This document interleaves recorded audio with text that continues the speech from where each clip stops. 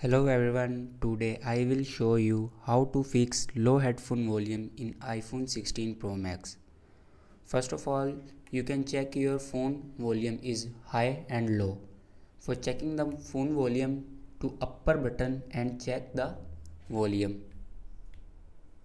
After checking the volume, if it doesn't work, then go to settings and open sound and haptics.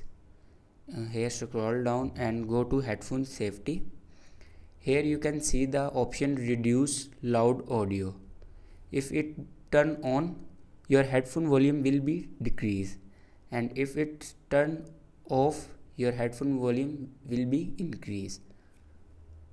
After that your headphone volume will not fix, then go to settings again and check the your mobile update.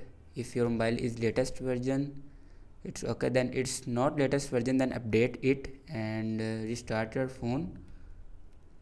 If it doesn't work, then scroll down to control center and click on aeroplane mode 2 to 3 times. After that your problem will be fixed.